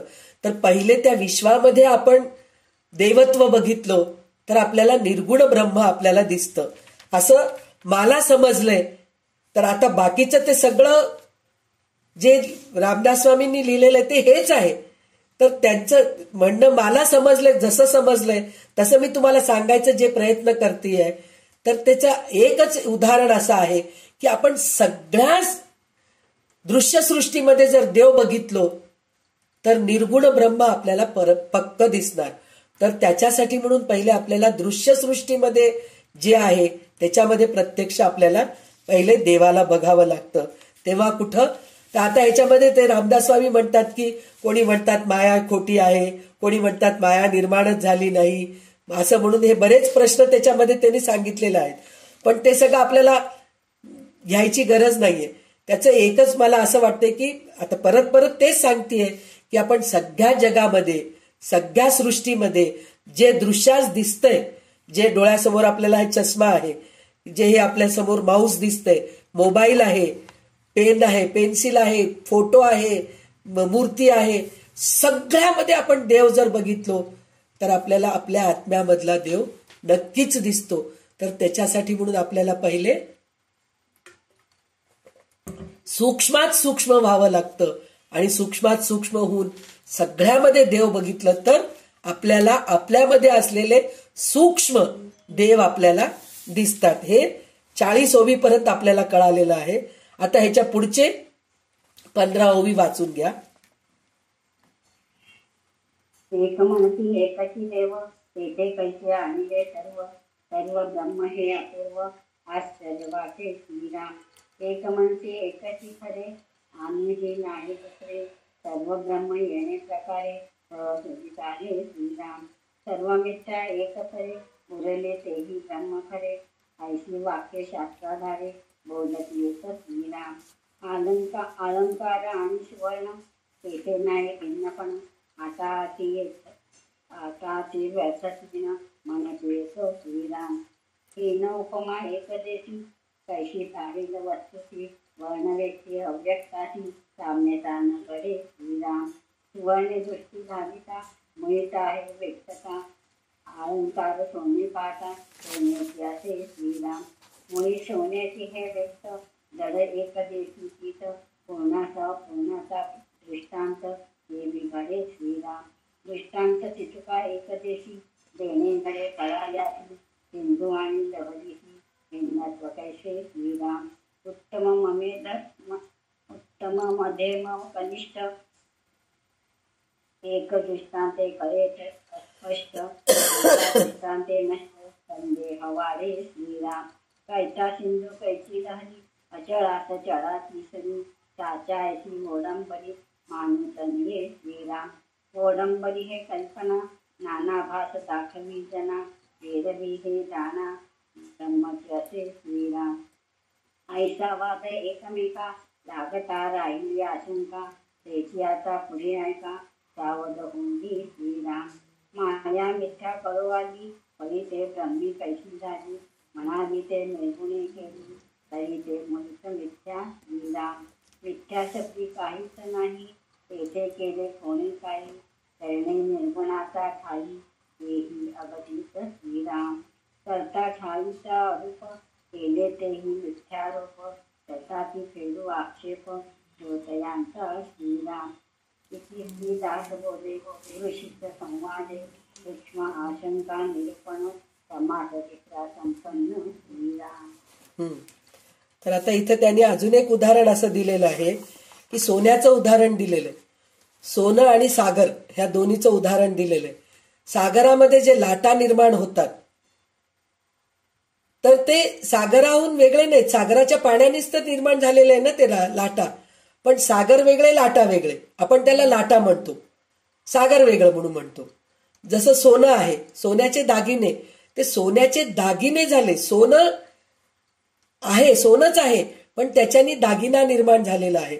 तसंच ब्रह्म आहे, त्याच्याकडून माया निर्माण झालेली आहे. त्या मायेचंच हे सगळे रूप आहेत. जसं सोनं एक आहे, त्या सोन्याहून नाकाची मोरणी बनते, कानातले कुंडल बनतात, गळ्यातलं हार बनतं, हातातले बिलवर बनतात, असे कितीतरी दागिने आहेत. तर हे सगळे दागिने बनतात. त्याचप्रमाणे ब्रह्म सोनं आहे. देव जे शक्ती आहे ते सोनं आहे. त्याच्यापासून हे सगळं निर्माण झालेलं जग आहे. तर हे दोन्ही वेगळे नाहीत, एकच आहे. पण पुन्हा तरी सुद्धा रामदास स्वामींचं एक म्हणणं असं आहे की माया खरी नाही हे कळले, पण ती ब्रह्मामध्ये निर्माण कशी झाली हे सांगता आले पाहिजे. माया निर्गुणाने निर्माण केली असे म्हणावे तर मुळातच मिथ्या आहे. आधी निर्गुण काही निर्माण करीत नाही आणि त्यातले त्यात ते मिथ्याच आहे. ते जर निर्गुण निर्माण करते म्हटले अगदी अयोग्य आहे. काहीच नाही असा मिथ्या शब्दाचा भावार्थ आहे. जे नाहीच नाही ते कोणीतरी निर्माण केले म्हणणे बरोबर नाही. निर्गुण ब्रह्म मुळीच नसलेली माया निर्माण करते हे अघटितच वाटते. अघटित कसे आहे ते पहा. निर्माण करणारा कर्ता मुळात निराकार आहे आणि ज्याने जे निर्माण केले ते सगळे मिथ्या आहे. हे सगळेच काही तर विलक्षण वाटते असे जरी वाटले तरी श्रोतेने शंकेचे निरसन करायला हवे. म्हणून म्हणलं तर इथं निराकार, इथं आपल्याला एक चांगलं उदाहरण सोन्याचं आहे. सोन्याचं जर आपण खरोखर जर खाणीतून काढलो सोनं, ते निराकारच असतं. निराकार असतं, त्याला काही आकार असतं का? वेडवाकडंच असतं, गोल नसतं, चौकोन नसतं, त्याला काहीतरी एक वेगळंच असतं, म्हणजे एक ढेप असल्यासारखं, मातीच्या ढेप सारखं तरी निघतात, नाहीतर तुकडे तुकडे तरी निघतात, तसेच असतात. पण नंतर सोनाराने त्याला आकार बनवून देतो. त्याचप्रमाणे इथं ब्रह्म निराकार आहे, निर्गुण आहे, आणि त्याच्यानीच ही माया निर्माण झालेली आहे. तर आता आपल्याला हे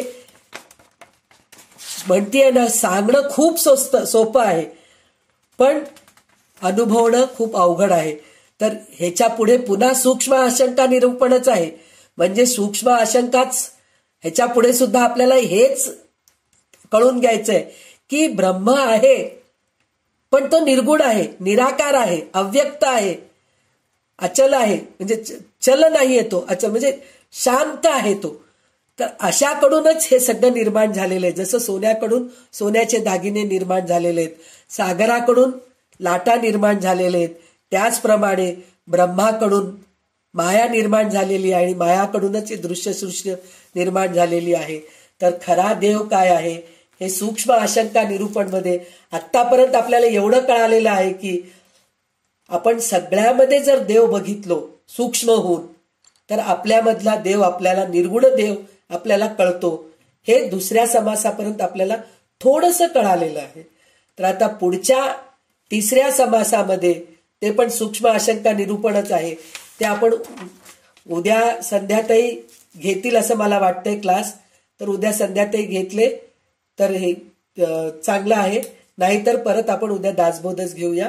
नाहीतर पुढच्या सोमवारी आपण सूक्ष्म आशंका निरूपण पुन्हा एकदा आपण प्रयत्न, म्हणजे कशाला आपल्याला सारखं सारखं रामदास स्वामी तेच समासाचे नाव देऊन तेच समजून सांगायचं कारण असं आहे की आपण ब्रह्म काय आहे, आत्माराम काय आहे, आत्मस्वरूप काय आहे हे आपल्याला ओळखता यावं म्हणून भगवंत रामदास स्वामींनी प्रत्येक ह्याच्यामध्ये तेच आपल्याला समजून सांगितलेलं आहे. पण खूप अवघड आहे हे सगळं. तर मला हे सांगताना खरोखर मला खूप अवघड जातंय, कारण अद्वैत हे सांगणं खूप अवघड आहे. अनुभवणं, मग अनुभवल्यानंतरच त्या गोष्टी सांगता येतात असं म्हणतात, पण जे अनुभवलेले ते सांगू शकत नाहीत.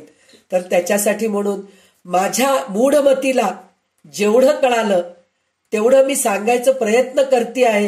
हे चांगलं आहे का टाकाऊ आहे मला माहित नाही, पण मला जितकं कळालं तेवढं मी तुम्हाला सांगायचा प्रयत्न केले. तर ह्याच्यामध्ये जेवढं काही चांगलं तुम्हाला समजलं असेल, कंटाळवाणं वाटलं नसेल, ते सगळं रामदासांची कृपा, माझ्या सद्गुरूंची कृपा म्हणून तुम्हाला समजलं असेल. पण काय सांगतायत संध्याताई एकही कळालं नाही असं जर तुम्हाला वाटलं असेल तर खरोखर माझा अभ्यास कमी असेल, म्हणून तुम्हाला हे मी समजून सांगू शकत नसेल. कारण अद्वैत हे सिद्धांत समजून सांगणं खूप अवघड आहे. तर जर काही माझ्यामध्ये कमी असेल तर त्याच्यासाठी मला तुम्ही सगळे मनापासून क्षमा करा. आणि उद्या संध्याताईकडून आपण ललिता सहस्रनाम ऐकूया. आणि आता विमलताई कल्याणकरी रामराया म्हणतील आणि आपण इथेच थांबूया. जय जय रघुवीर समर्थ. कल्याण करी रामराय रामराय, कल्याण करी रामराय.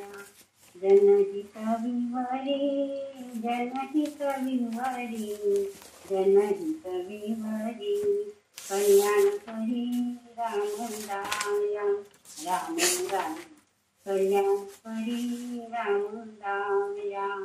तळमळ होतची आहे, होतची आहे, हे जन हाती धरी दयाळा.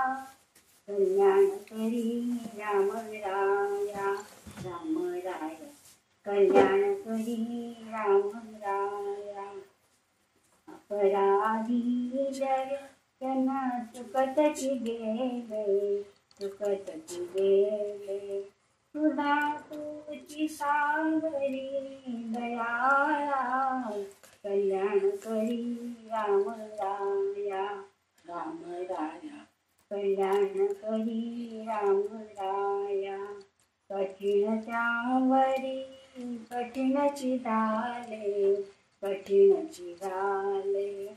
आता न दिसे उई दयाळा, कल्याण करी राम राया, राम राया. कल्याण करी राम राया. कोठे जावे काय करावे, काय करावे. आरंभिली बोहरी दयाळा, कल्याण करी राम राया, राम राया. कल्याण करी राम राया. दास म्हणे आम्ही केले पावलो, केले पावलो. दयेची नाही तरी दयाळा, कल्याण करी राम राया, राम राया. कल्याण करी राम राया. सदा सर्वदा योग तुझा घडावा, तुझे कारणी देह माझा पडावा. मुखे ठेवू नको गुणवंता अनंता, रघुनायका मागणे हेची आता. जय जय रघुवीर समर्थ. जय जय रघुवीर समर्थ.